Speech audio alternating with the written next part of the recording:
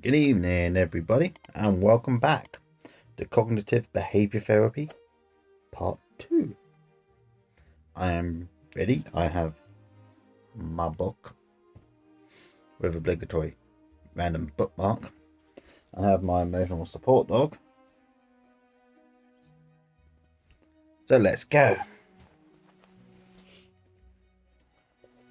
Just get that right. There we go.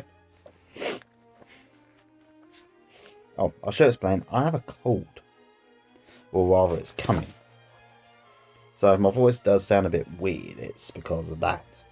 I mean, it's not here yet, but it's definitely going to happen. I mean, I'm going to feel like horrible. Really horrible tomorrow. So with that, let's begin. Number 2.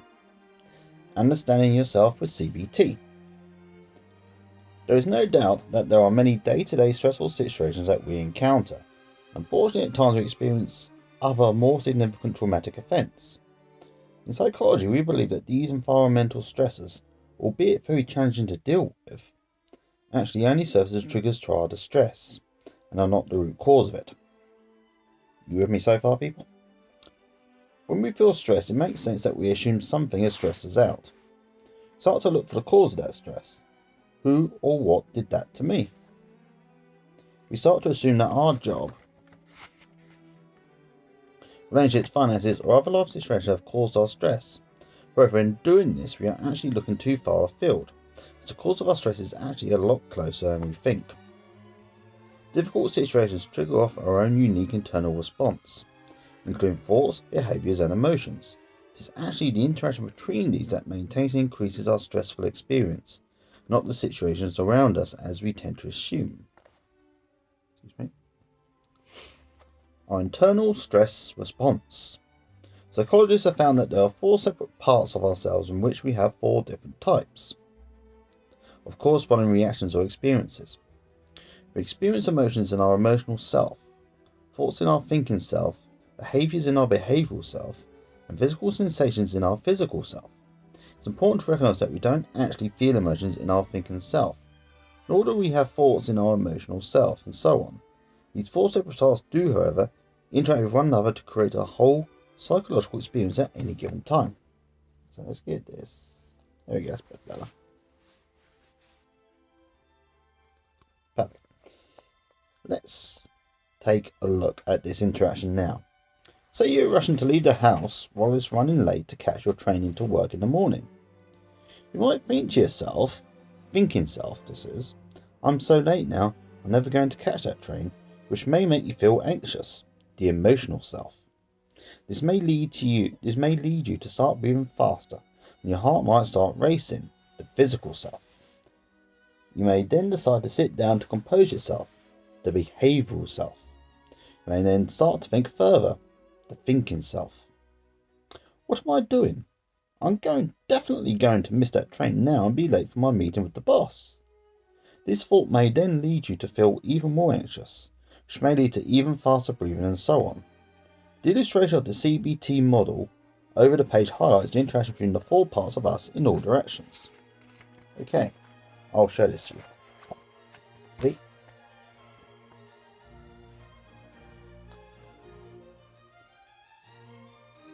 Unfortunately, this all looks back to front to me, so I can't really read it, but you can see here.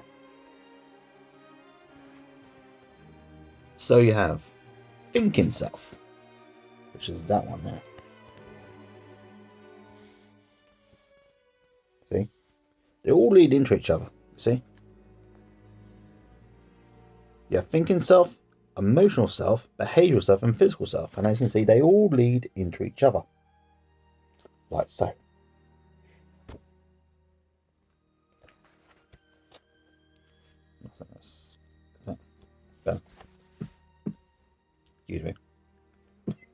Excuse me again, sorry.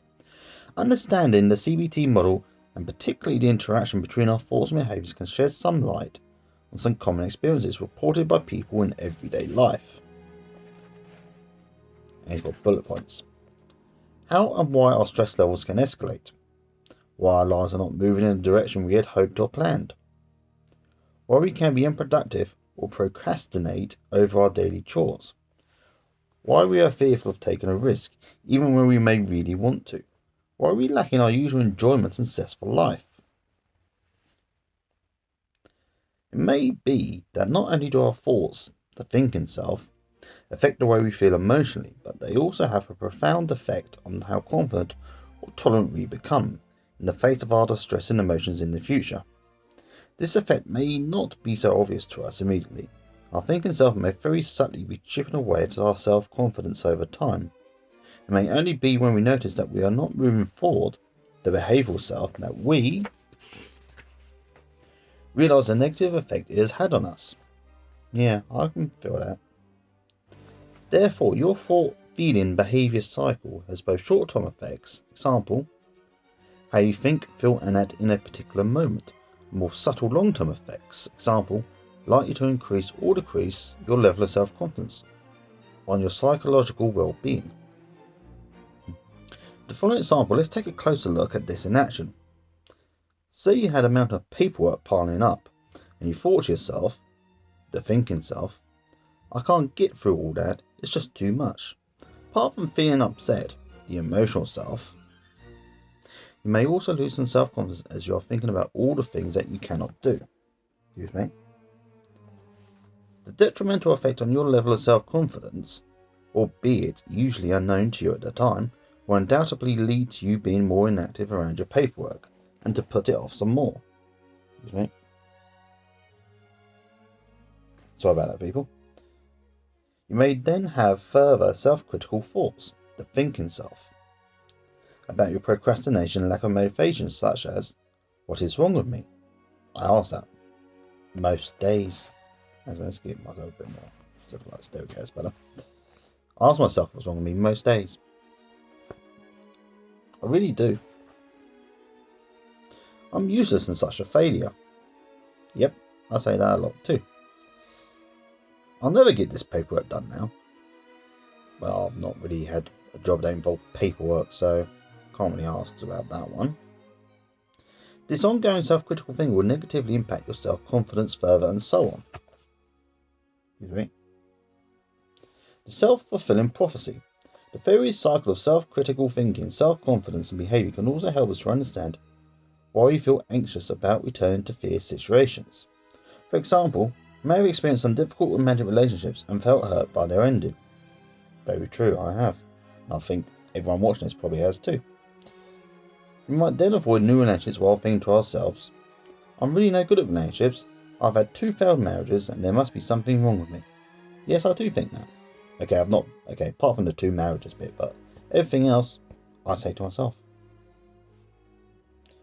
Such thinking will lead to a lack of self-confidence, which will no doubt lead to further avoidance of situations where you might be able to meet potential new partners, leading to a self-fulfilling prophecy confirming your beliefs about yourself and failures in and around relationships.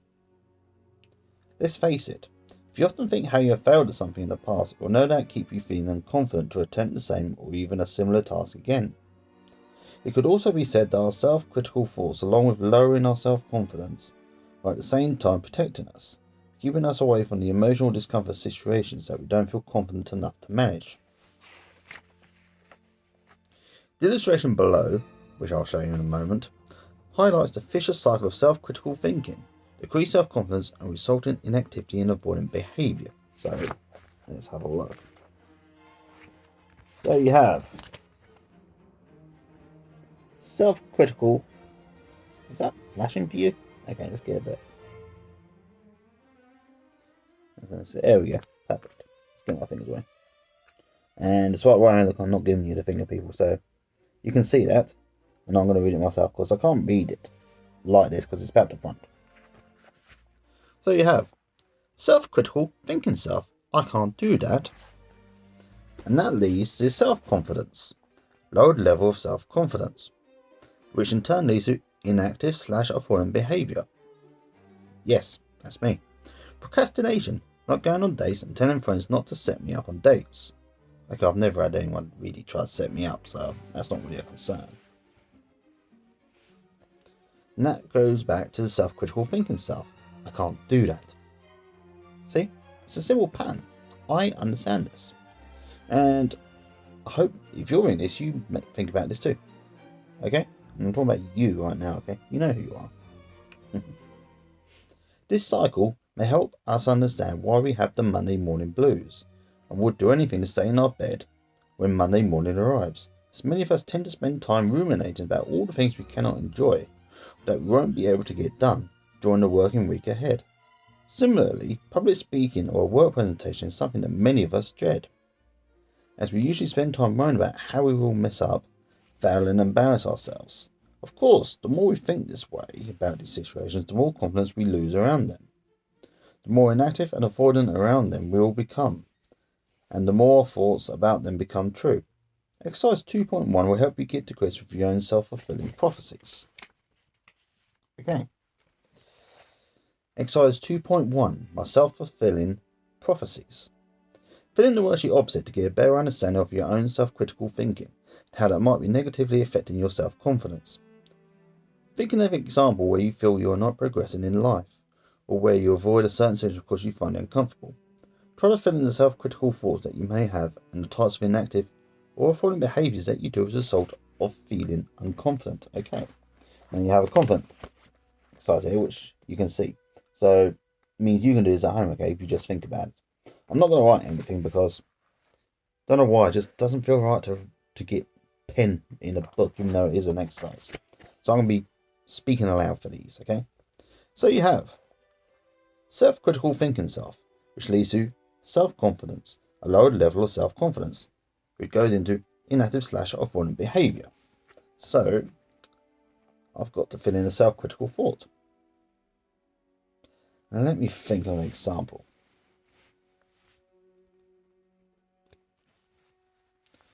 Let's see, self-critical thinking self.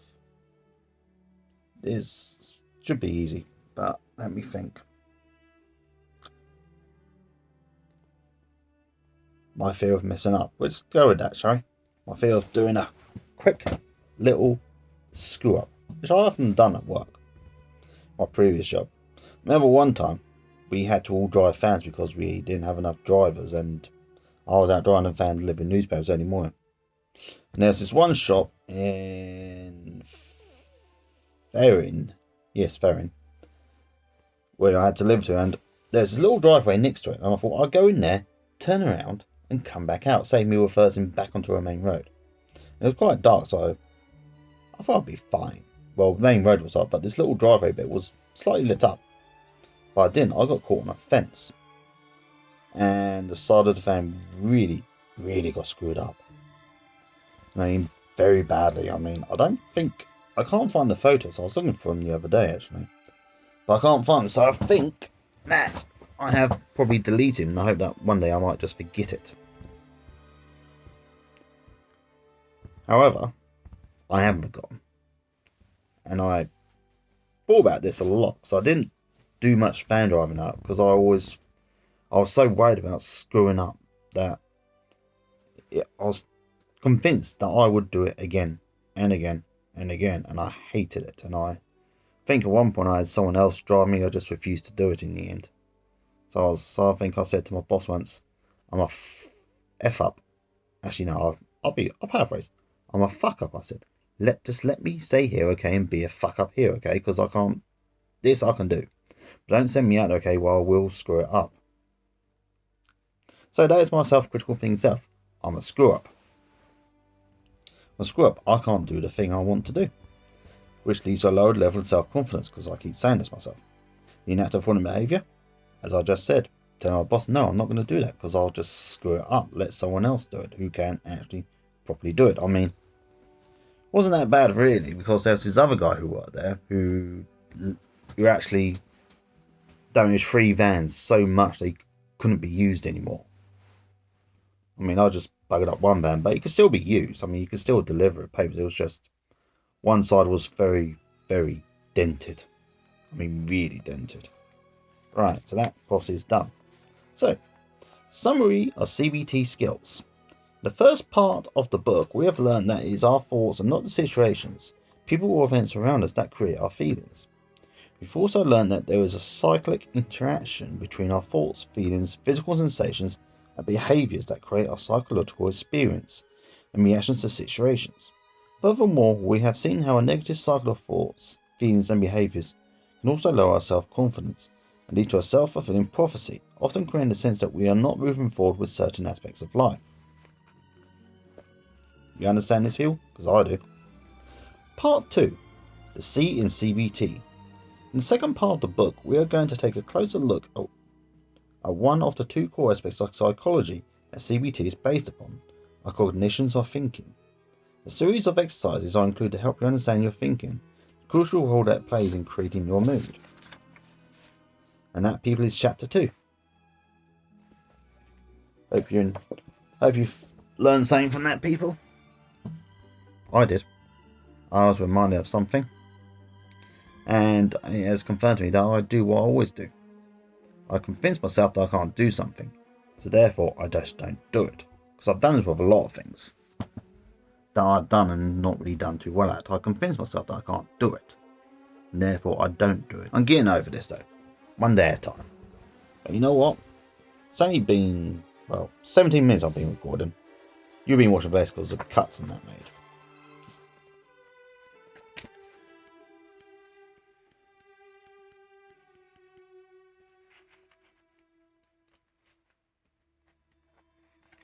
So as it's only been this time, let's do chapter 3, shall we?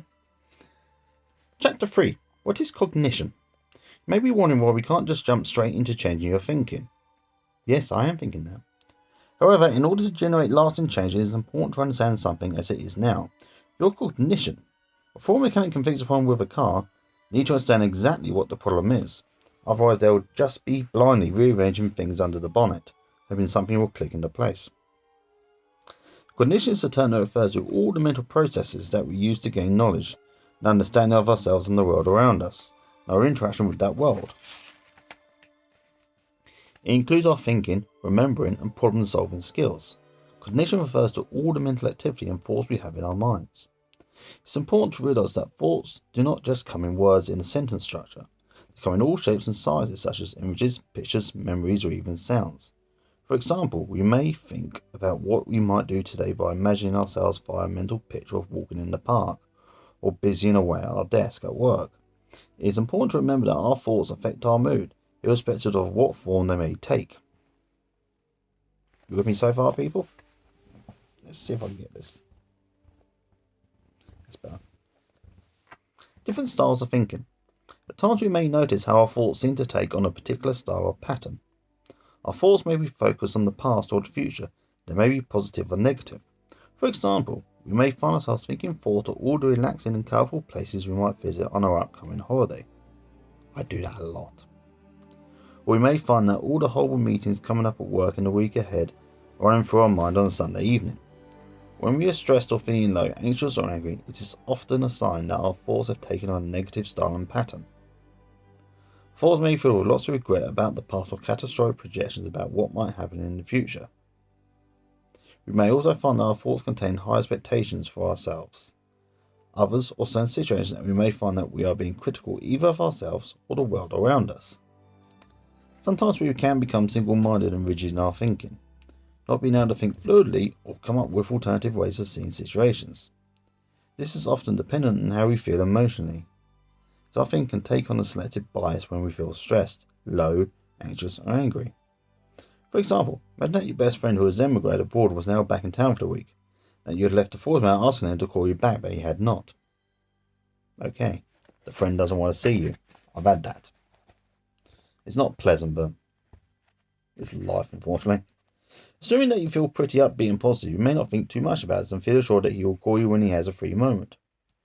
Now, assuming you feel low and miserable, you may start to question your friendship and think about what you might have done to upset him, and you may never get a chance to enjoy his company again. Of course, the more you think this way, the lower, more miserable and lonelier you will feel. The diagram opposite illustrates how our thinking may take on a selective bias depending on our mood, and how that thinking will include more of the same mood in a vicious cycle. Okay, you have a cycle here with thoughts and feelings, so I'm going to show it to you. So, okay. Thoughts. I'm such a bad friend, you won't want to speak to me again. Leads to me feeling low, miserable and lonely, and going back to the thought of, I'm such a bad friend. So the cyclic nature between thoughts and feelings means that if we change our thinking to a more positive outlook, we would experience a more positive mood, which would result in more positive thinking, and so on. There are often many different ways to think about the same situation. There is never a right or wrong way to think, but in terms of our mood, there is always a more helpful and less helpful way to think. Cognitive workout. It's usual that we will have automatic and immediate thoughts in every situation we face. However, remember that there are always many more possible thoughts and interpretations about each and every one of those moments. For example, in a sad situation, some thoughts will increase our feelings of sadness, while others may allow us to cope with our emotions more effectively. The ability to recognize multiple perspectives in particular situations is called cognitive flexibility. Developing this skill helps people to maintain good psychological health and is a core component of CBT. Try exercise 3.1 to strengthen your cognitive flexibility. Okay, exercise 3.1, cognitive flexibility. Imagine that 100 people are delayed on a train. Each of these people has their own unique automatic thoughts and reactions to this delay. Now in the table over the page, write down as many different negative and positive reactions to the situation that you can think of. We'll include some examples to help you get started. Okay, so you can see.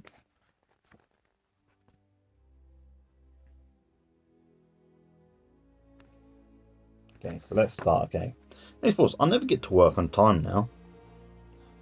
Positive, great. Now I can read another chapter of this book. Negative. I'm going to lose my job. I mean, we're gonna use the example of being late to work. Positive thought. I don't have to go to work just yet. I'm stuck here on the train. Negative thought. My boss won't believe me. He just think I'm lying. Positive thought.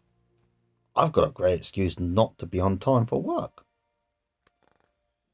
Negative thought. I'm going to be stuck here on this train all day. Positive thought. I'm going to be stuck in this train all day. I can read, play on my phone, look out the window, do whatever I like. Okay, this is getting hard now, so negative thoughts.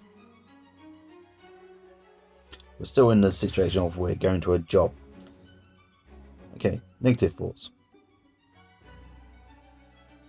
I can't think of any more actually for now. You know what? No, that's it. Okay, we've had 3 thoughts for each side. Okay, if you have any, put them in the comments.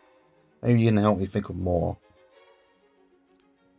This chapter has helped you to gain a better understanding of what cognition is, how mood can influence our thinking, and how that thinking can then go on to strengthen the same mood.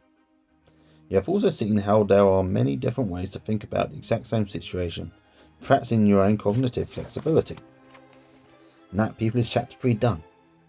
I'm going to call it a night now because my voice and my throat are hurting a little bit. And you have a look, well, see, getting near the book. So I hope you have all learned something tonight. I have. I've learned about cognition and positive thinking and how low thoughts can lead to more. I mean, I know it's really fun experience, but I never really thought about it, if that makes sense. So until next time, I'm James. You've been watching me cognitive behavior therapy thing. Bye.